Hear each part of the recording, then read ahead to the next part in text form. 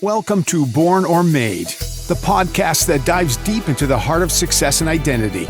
Are the traits that define us as leaders ingrained from birth, or are they carved out throughout our experiences? Join your host, Anne-Marie LaTulip, as we ask these questions to some of the most insightful and inspiring entrepreneurs of our time. Each episode, we explore their journeys, the decisions that shaped them, and how they've molded their own paths to success. So whether you're an aspiring entrepreneur, a seasoned business owner, or simply curious about the interplay between nature and nurture in professional growth, you're in the right place.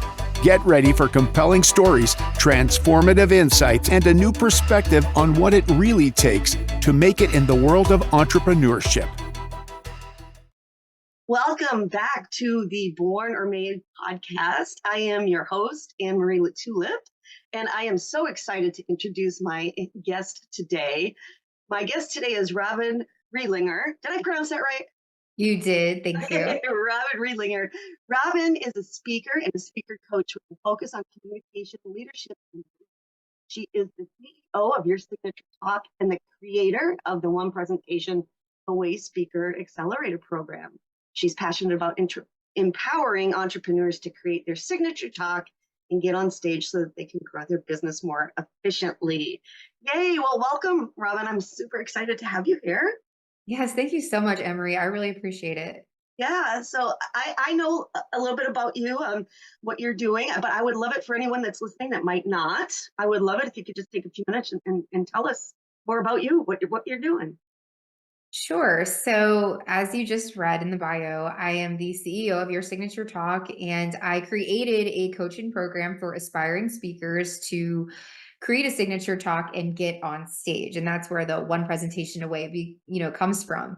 Yeah. Because in my belief system, I believe that the thing standing between you and the stage is a really great, powerful, moving talk. And so, what I do is I help entrepreneurs craft that talk. We get into storytelling, we get into persuasion techniques. I even teach how to sell from stage. So we're packaging an offer sometimes, and we're creating a message to where, let's say you're called to speak at a certain event, you know how to target your ideal client, your dream client through your talk. It's not necessarily a TED Talk style, although I do that as well, and I've coached many people that way as well. Also international conferences. My sweet spot is almost taking a talk that inspires and a talk that sells and putting them together to where it doesn't feel like you're being sold to. You're potentially getting clients out of it. That's the whole point. And you really can advocate for your business confidently. I love that. And that was actually one of my questions that I didn't even ask you and you answered. I was going to say, so is it more about crafting, a sell from stage type of offer, or is it more about booking high paying speaking jobs? But it seems like it's a little bit of both, right? Whatever the goal is. And that's a great question. And here's why. The monetary part can come in two forms. There's the one where you get paid to speak, and then there's the one where you pay and you get potential clients. I think in either case, you're still creating a talk that targets your dream client, and how you get there, like how you book the gig, is going to be on how great you are. It's going to depend on how great you are at pitching and how you price yourself as a speaker and the value that you're bringing to that audience or the problem that you're solving. Yeah. That's, it's interesting. I don't know. First, before I start on my next tangent, I want to ask you, how did you become an expert in this? How did you figure out, okay, this is what I'm really good at? Had you done a lot of speaking jobs yourself, or how did that come to be? That is that question. It's so interesting how our journey actually does unfold. It wasn't that long ago that I was working a corporate job facilitating workshops as a senior process analyst. So I was facilitating workshops. I had 1 hour to get people from A to B and cover a lot of content. And I started, actually, if I back up just a few years before that, I was working for a speech therapy company. Okay. As the office manager, though. And what I would do is I would help with the annual company events. This was part of my job. I would help with the annual company events where we have the contracts re-signed. We bring in the speech therapist and I have to set up the venue. I get the presentation ready. I get the business owner ready. And it was actually when I was setting it up, I was totally by myself. The lights were off and I looked out and the room was empty. Nobody was in there yet. And I saw myself speaking to an audience. And I was like, well, that's weird because like the setting didn't really support the vision, you know? Yeah, And I yeah. was like, okay, I didn't know what to do with that. And then life happens and I found myself in corporate. And then I started just being called to public speaking. It was just like public speaking, public speaking. And so I went to my life coach and I was like, public speaking. And she goes, okay, well, you got to start right where you are, which is where I just took what I already had going on, which is now I'm in that corporate job.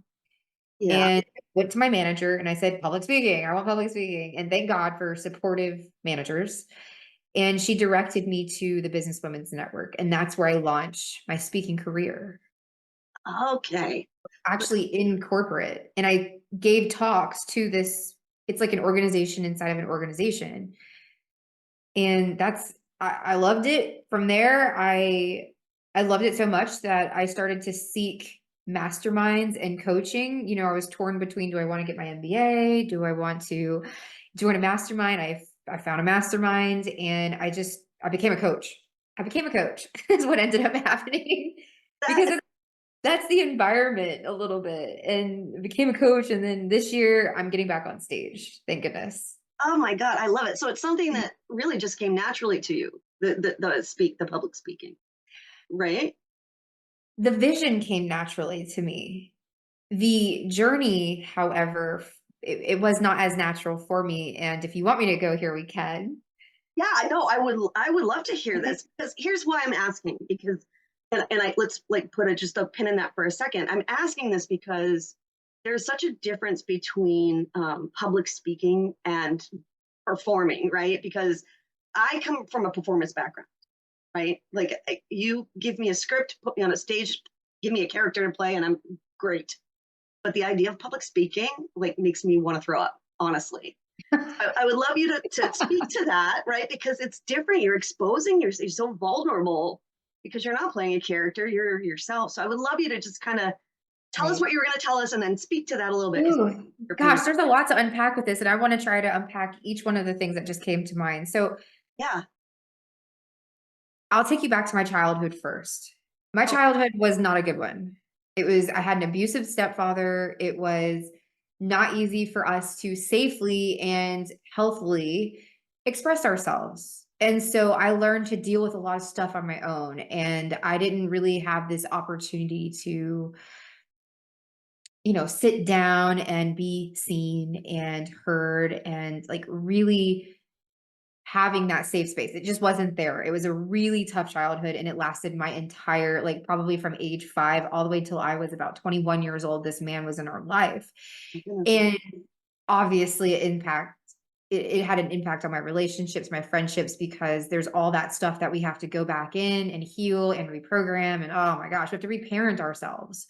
Yep. And so, from there, this is before I got the corporate job and everything. I'm bringing you back to the speech therapy scenario.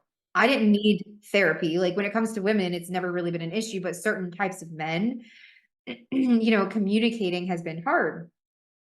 It was really aggressive, easily to anger men. Okay. It's so unpredictable. And I'm like, I can't do it. I shut down. I really do. Or at least I have this far. And so while I was in the speech therapy company, so a slight tangent here, I was shown firsthand what it was like for children to not be able to access their voice due to autism or some kind of speech impediment. They spend their childhood trying to get to that place. Yeah, wow. And a lot of times they may not make it there. I mean, all the way to the point where some of them have to do what's called hippotherapy, where you ride the horse and it stimulates the motor, I don't know all the terminology, but there's like a motor. I was not going to say motorcycle, just in case anybody thought I was. I was not going to say that. But like, it's all the inner workings of the voice. Okay. Yeah. That's the most general way I can put it. And so I got to see that. And then I started to realize, well, wow, there are some people who truly have a impediment, while some of us have other scenarios that are placed in our lives where we can't access it, that we still have to work through. And then there's some of us that aren't using our voice at all, who should be, who have no reason not to. So mine came from a healing background, an adversity background, not from a desire to be a performer, entertainer. That's never been on my list. In fact, the fact that you said that really rings true here, because what I find is I'm running next to a lot of people who aspired to be actresses, actors. They wanted to be on Broadway and they, bring this show, and I'm not that way. Yeah, that's interesting. That's such an interesting parallel. You know what I mean? That's really, really cool. So how do you get, I'm curious, a lot of people I'm sure have stage fright when it comes to speaking, right? Do you deal with that a lot? A lot. What is it? First or second to death? I don't know. Depends on who you're asking, I guess. Yeah. So how do you help people with that? How do you help people overcome that fear? I get the mind clear. When the mind is clear, we're not guessing, we're not winging it on stage. You know what you're talking about because it's an extension of the true you. We're not going into a character per se. You may be more animated at certain parts of your talk. You may want to add some emphasis or some body language techniques, whatever that looks like, but it's you. It's your message. And it's that thing that your story. Nobody else has your story. It's not a made up script. It's your story. You know what it is that you do for business. You're not making it up. This is a real thing. But your ability to package that into a talk and get really clear, you can go script free, presentation free, slides free. I mean, Yeah. I'm all about getting that clarity. And if I was to sit and ask you questions, or somebody that's listening, if I was to ask them questions like, really digging into who they are, what they do, who they serve, and we start building on that talk together, it's going to become clearer and clearer and clearer that by the time we're done working together, you can go anywhere and just say what it is that you do in this really cool format. That's awesome. That is such a cool gift to be able to bring to people, I think. I think that's really, really cool. So tell me about, you mentioned your childhood. I'm sorry that was really tough for you. And it's really inspiring that you came out on top and you're so successful. So I think that's great. But the born or made aspect of the podcast, I ask everybody the same question. Are we born or made? So thinking back, do you feel that you were born with an entrepreneurial spirit, or did it evolve over time? Is and an option? Whatever. Yes, sure. I think we're born and made. All right. Can you explain that? Of course. I do think we're born with the spirit. Like there are some people that it was like, would you like to be a business owner? They're like, hell no.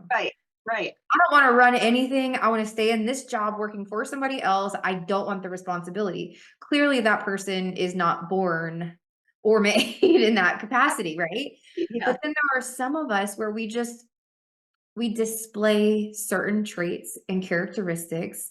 We stand out a little differently than others. We do things our own way. We're a little hard-headed, maybe rebellious, don't mind standing out, don't mind opposing, whatever that. There's a certain character that is born, and then the person we become to actually be successful at it. That's the skills, the practice, the heartache, the ups, the downs, that we become the character we need to be to actually live a life, a great, what's the word, prosperous life as an entrepreneur. Yeah, you know what? That's so interesting. Nobody's answered it that way. But that is so true. That is so true. And what you said about, maybe we're a little hard-headed, or, thinking back to my youth when I had stupid jobs, like not stupid, every job is important, but like, starter jobs, like at Burger King, for example. Anywhere I worked like that, I just always had such a hard time with authority. I always did. I always wanted to do something better, or, hey, let's do this instead, or let's do that. And so it really was a challenge for me when I was younger, trying to make a living, so that's kind of why I formulated this question. But that's so interesting. Yeah. And I remember the first time I got fired from one job. Nope, I got fired from two different jobs in my whole life. The first one, it's because I was working with a friend and I was working for a newspaper company. It was the Flyer and it was in Tampa, Florida. And I just remember it's just so boring. It Yeah. was just so dreadfully boring that what we would do is we would get in trouble all the time because we'd be calling each other's phones instead of placing ads like we were supposed to be doing. And then we get caught laughing because we were supposed to be really quiet, stay in your cubicle. And I just wanted to break through. Oh, oh, you could not put that any better. That's exactly how I describe it, is that I felt like a bird in a cage. Anytime I had any type of, I mean, even like not a few years ago, I'm going to say maybe 10 years ago now, I had a momentary, I say momentary job because it didn't last, at an apartment complex as a leasing person, like a leasing manager, right? But still, I had a boss. I had to be at work every certain time every day. I had to sit at my desk. No, I can't do it. I feel like suffocated. I just can't do it. But like you said, there are some people that want that stability and need that structure, right? Yeah. There was a time in my life when I needed it. Yeah, but you had mentioned to me that you went from you were in a corporate position. So what was that like, having your entrepreneurial spirit being in a corporate world? What was that? Well, the first 6 months was hell for sure. It was absolute hell because I am fast. Like I'm speed. If you think about me, like I used to teach hit spin classes. I'm all about speed and efficiency. I like to get things done. Are they done perfect? No, but they get done. Do they get better in the future? Yes. First time is maybe kind of messy, but I get it done. Like I love the idea of getting it to, the finish line. And so what kept me in corporate is I made myself a promise before getting that job, which was at Duke Energy Corporation, which is one of the biggest corporations here in Charlotte. Okay. I made myself a promise that I would not pay for my education. And Okay. so as soon as I got in as a full-time employee, I joined their tuition reimbursement program. And that's when I had them pay for school, finished school, got out of school. And I just treated corporate as a big training opportunity, even though it was dreadful to go to the same office every day. And we're just like, it's like you're practically shooting the shit. It's just, I Yeah. love the people though. People were Sure. great. Yeah, sure. What were you doing there? Were you having any sort of, was it like sales where you had outside contact or anything like that? Or I no? was deep in operations. So it was a senior process analyst role. So I was facilitating workshops all the time and I was on a major IT project. So the language I was talking was very technical. And I just felt so freaking disconnected at the end of the day. We can be good at anything we put our minds to, like, right? It doesn't have to be necessarily something that we want to do, but if it's what pays the bills and, it gets us through, we'll become good at it eventually with practice. Yeah. And I reached that place. I loved it. I actually liked doing workshops. It was just a Yeah. normal part of the job. I just wasn't connected to me into my work. Yeah. Yeah. And that's interesting how doing those workshops is what ultimately led you to where you Yeah. are now, right? Yeah. Okay. It really helps to have that Yeah. background. Yeah. And that's great that you had the support of your company. What was that like, making that transition from, Ooh. yeah, what was that like? And how did you know it was the right time to make that transition? So I have to give credit to a previous mentor. Without him, I don't think I would have been able to do it. Okay. So I first joined, he's the second mastermind that I joined. And I first joined his group coaching, so it wasn't too intimate. And then later joined his one-on-one coaching, so much higher ticket price, to say Yeah. the least. I- And, woo, thank you 401k for that one. Anyways, so I joined at this high price and it was all about sales. But he told me, and I remember the day, I can think back to the exact moment in time where he said, because I was still in my corporate job whenever I was working with him. And I was like, I belong out there. Like I said that. He goes, well, if you can do da, you do exactly what I say, X, Y, and Z, whatever it looks like, I will pull you out of that corporate job. wow. It was absolutely terrifying and exhilarating and liberating at the exact same time. But that wasn't the hard part. The No. hard part, and if you look at entrepreneurship, like your ability to jump out of a plane and have a working parachute, right? Can you relate to That's a that? great way to put it. Yeah. Takes the leap, right? Yeah, so I learned this in-depth sales. I learned about selling from stage. I learned it was obsessively about sales and self-worth, right? Because to ask for higher prices, we got to be there internally. Mhm. Mm, And then the program was over and I was not renewing.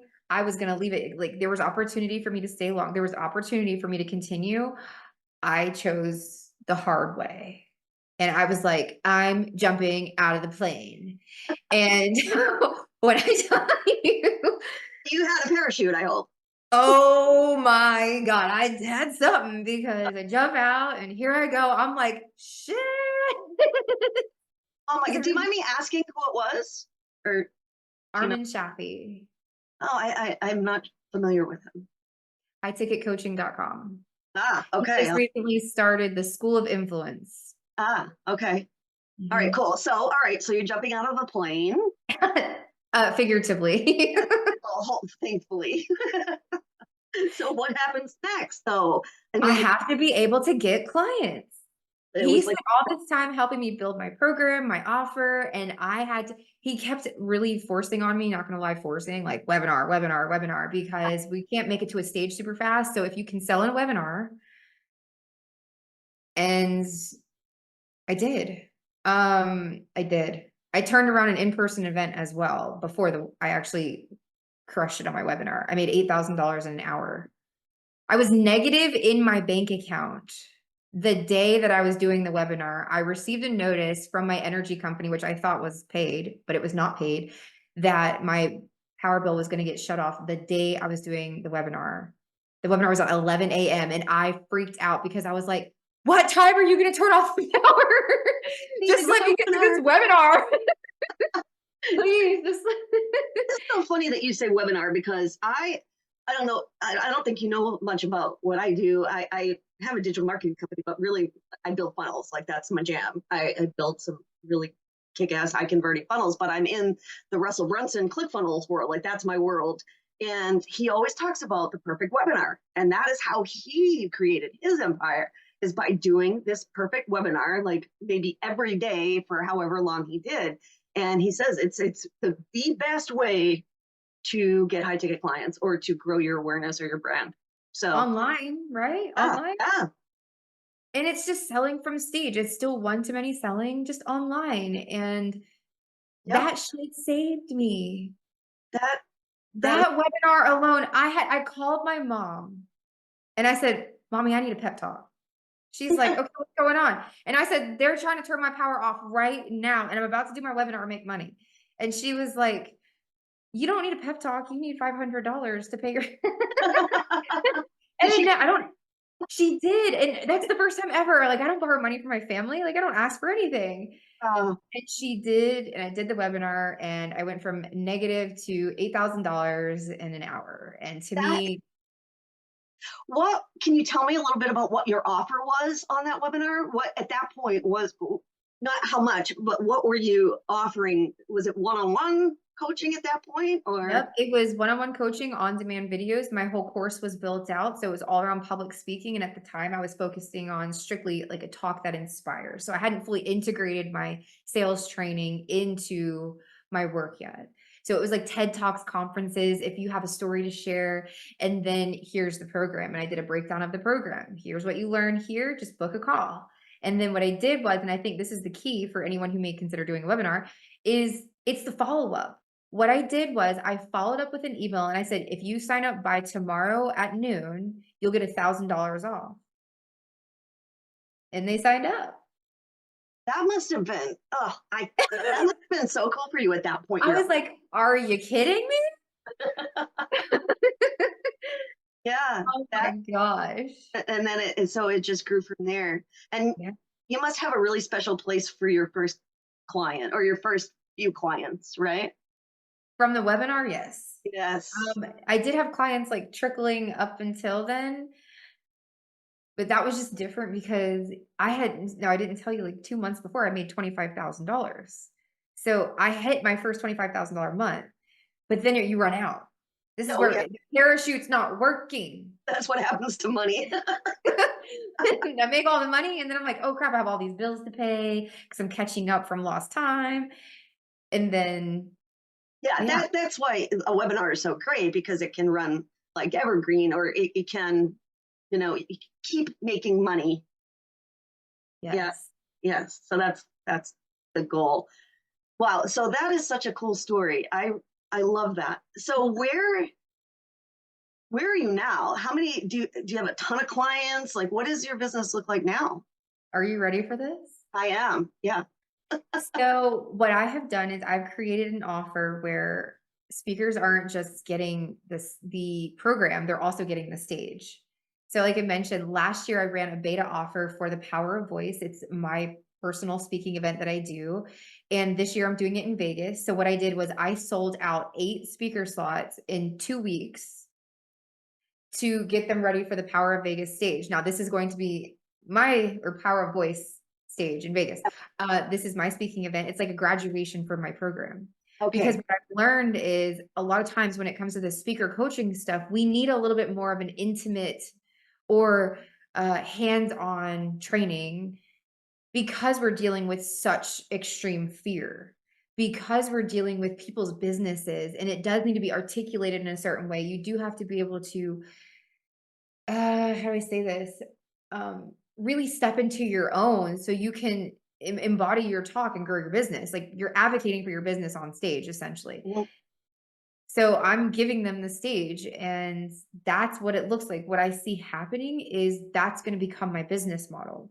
So I get really good at events and I offer this stage once or twice a year. I haven't decided, but it's an in-person stage. So you get content, you get practice on a real stage. I'm not just making you do a webinar, but I do have them practice on webinars. yeah.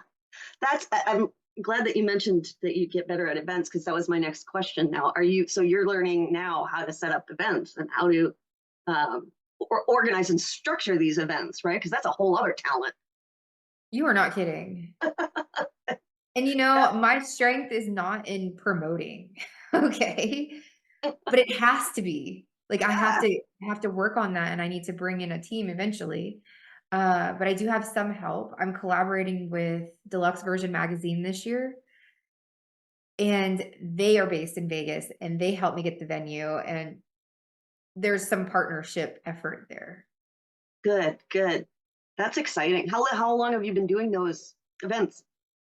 This is my second one. The last one I did was in November. Oh, really? So this is kind of a new thing for you. It's all new to me. Yeah. Everything. I've been in business. I left my corporate job last June. So it hasn't even been a year, Robyn. Oh, wow. That is such a great story. I love that. It has been terrifying. Yeah. Yeah. And of course, like Robyn had mentioned before we started recording, that she's also going through selling her house right now, which is not an easy thing to do. I do have experience in that. Well, when you want to level up, you do what it takes. You make Yeah. yourself uncomfortable, you change your environment, you start making your way there. Otherwise, you get too comfortable, too cozy, you become complacent, and you never actually get to the place that you want to get to because you're not expanding. You're not allowing yourself to get uncomfortable. Yeah. It's like jumping out of the plane again. Ex A Story of different, my life. higher altitude. So I want to talk a little bit more about, we had talked about how you think we're both born and made, and I think that's a great perspective. I do. But I want to talk about when you were young. Did you ever do any of those, lemonade stands or any sort of business ventures when you were little that kind of hinted toward what you were going to become? That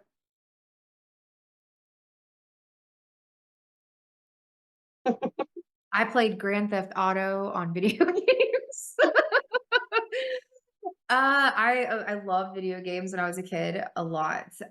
It was kind of oh, an escape it was an escape for me. I didn't have the kind of environment, like I was saying, where that kind of thing was, Accepted. Yeah. yeah, it just wasn't really a part of the experience. We were mostly dodging bullets all the time. I will say that I was a bad kid, but I was really smart. I was sneaking out of my house almost every night. Okay. I was playing manhunt with the neighborhood kids in the woods. My goodness. I just could not stand being confined. Whenever my mom would say, "We need to be inside when the lights turn on, and, the street lights cut Yeah. off." I'm like, "Oh my god, just kill me now." Yes. It wasn't there. And I was boy crazy. Yeah. Well, weren't we all? Oh gosh, why? Yeah. Yeah. And I'm guessing, and I don't want to go deeper than you're willing to go, but I'm guessing that that wasn't easy for you given the upbringing that you had. I Getting, cried every day coming home from my bus, from the bus stop. I got bullied in school. I made straight A's, but I was getting really bad conduct grades. It was so weird. I've had ISS, I've been suspended from school, but not because I was always the bad person. I was always usually the target of yeah. something. And then I had an attitude or I had a reaction that got me in trouble. It was always on that side because I didn't know how to handle certain situations. I was not properly emotionally equipped. Yeah. So the game changer for me, which we haven't talked about yet, is when I started seeing my life coach. She's also a psychotherapist, and she helped me rewire and reprogram my psyche, and she's helped me work through a lot of that and repair my intuition. That is so interesting. A friend of mine, actually, my coach now, it's not a life coach, but my business coach, talks about the day he started life coaching. And he said it changed his world, like it changed everything for him. And so I've thought about that recently about what that would look like. What kind of things do they teach you? And so that's really interesting. Well, it's talk therapy. Like there is a type of talk therapy, and she helps me process whatever I'm going through if I'm not processing it correctly or very well. And it's nobody's fault. Like that's probably, if I could share this with anybody, like Yeah, your childhood is not your fault, absolutely. right? We become a product of the environment, and we have to do the work to change that in our lives, to not be that way in our adulthood and live that way. But I would say, like, we enter into talk therapy. I've done EMDR. There's truly a processing that occurs. So there's this thing called like rapid eye movement that she'll do with me, where if I'm giving her a really big experience or I'm trying to talk through something, she helps me kind of sort through the stuff in my brain better. Wow, It's like a filing system that she does. It's so cool, and when I come out of there, I'm like, "Let's go. that is Let's awesome. go." Yeah. Yeah, that's so interesting. The EMDR, what is that? It's, it's a rapid eye movement thing. How do I explain this? And I'm gonna try and maybe research it while we're here. I don't know, E go ahead. EMDR therapy Yeah, I'm is curious. it's eye movement desensitization and reprocessing. So, it helps with PTSD. Oh, okay. And sometimes when we're triggered because, if we have a crappy childhood and then something touches that spot as we get a little bit older and we become triggered by it, what we have to do is we have to process what's happening a lot better because it's not the same experience. It's a Right. new experience. It's not the same. It's not the same. We're not at that original wounding per se. Yeah, yeah. Wow, that's really interesting. I'm gonna look that up later too.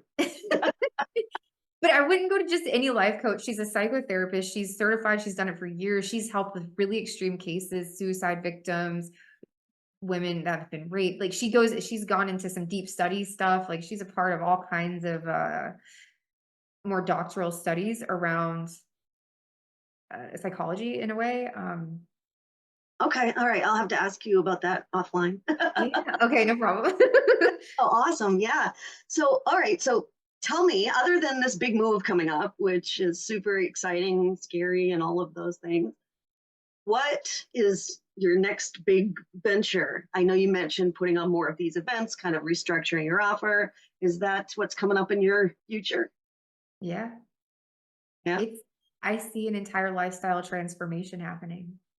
Are you married, or are you by yourself, or? I'm by myself. I'm single. I've been single for 2 years. Celibate. I've just been focusing on my business and taking care of me. That's awesome. So you're moving by yourself. That's a huge step. Oh, I'm going for the summer for 3 months. Oh, okay. That's right. You did say that. Can I tell people where you're going? Is that okay? Yeah, go for it. She is moving for the summer to Costa Rica, which Ah. so amazing to me. I am so jealous. I live in Boston, but I don't even tell you that. I live in Boston, so I hate the cold weather. So Oh, I can't even imagine what that's going to be like for you. But she hasn't bought anything there yet. She's not sure where she's going. So this is so exciting. yeah. I love it. I can't wait to hear what happens. And you can conduct your business from there, right? I mean, because it's all online. That's exactly right. Now, With the why? exception of the actual event itself Right. in Vegas. Sure. Yeah. Now, why Costa Rica? I'm gonna first start by saying I looked all over the world. Yeah. Like, I was doing some pretty in-depth research for the past few weeks, and I've looked everywhere. I've considered London, I considered Australia, I've considered California, Texas, I've just looked in a bunch of different places, and what I had to do, and I'd recommend this to anyone, whatever the decision is that's on the table that you need to decide on, Yeah. I had to freaking meditate. I had to meditate because the more conversations I was having, I was listening to other people's opinions about where to go, where not to go, and I wasn't finding my own. It really doesn't do you any good to constantly, seek other people's advice or opinion, except just to collect data and keep it moving. Right. Oh, I went into a deep meditation, probably, I think it was either the second or third day, and I just kept inquiring, and I got deeper and deeper, and what it brought me to was the sound of the ocean. Oh, And I said, okay. And I'm just following my intuition, and I have my eyes closed, and I started to trace the entire coast of the United States as well as other countries to see where it felt right. yeah. And boom, it came through Costa Rica. I was like, oh shit. Have And you it ever? was, I've never been, but I Yeah. knew I did. I'm from Florida, and I know everything like Texas and right there on the coast, it gets hit by hurricanes all the time. Yeah. Yeah. Nobody wants that. I don't want that. No. Where did you grow up in Florida? Tampa. In Tampa. You mentioned that you were in Tampa. I lived in Florida for years. I lived in Orlando for many years, and I lived in Sarasota for many years. Yep. I'm Florida. But anyway, so that's really exciting, and I cannot wait to hear how that goes. Yes. Just living a life like you're on vacation 24 hours a day is something really exciting to me. Just have to keep making sales and I'll be good to go. Yeah, right. Oh, that's funny. So we're getting to the end. So at the end of every podcast, I always just ask a few like random rapid fire questions. If you're cool with that, is that good? Let's do it. All right. Number one, are you a dog lover? No. You don't like dogs? You don't have a dog? Never had a dog? I'm a cat You're a cat person. Okay. I'm a cat lover. Yes. Do you have a cat? I have a cat. Okay. All right. Number two, if you had the opportunity to go to space and walk on the moon, would you? No. Yeah, me either. No way. No way. I will stay right here. I'm going to Costa Rica. It just sounds a lot better. All right. And if you had the opportunity to have dinner with anyone you wanted, who would you choose? Oh my gosh. Oh, that one took a while, so take your time.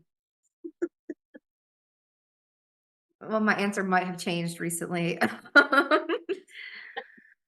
could have dinner with anyone in the world. Sharing a meal is so important to me, Yes. Sharing a meal I is, asked. Yeah. I would say my future husband. Oh, that is such an interesting answer. Yeah, I want to share a meal with him every night. You will. You will. Yeah. Yeah. Yeah. If he wants to, well, you're only going to be, I was going to say if he wants to move to Costa Rica, but He might be there. We don't know yet. Oh, that's true. Ooh, like a whole new world of opportunity. Wow. Sounds like Aladdin. A whole new world. No, I thought that as I was saying it. Anyway, all right, Robyn. So if people want to get in touch with you or if they're interested in your coaching, of course, what's going to be in the show notes. Do you want to tell people about how to find you? Yes. So my website is yoursignaturetalk.co. And you can find me on Instagram and Facebook. My Instagram handle is Robyn Riedlinger, ROBYN, RIEDLINGER.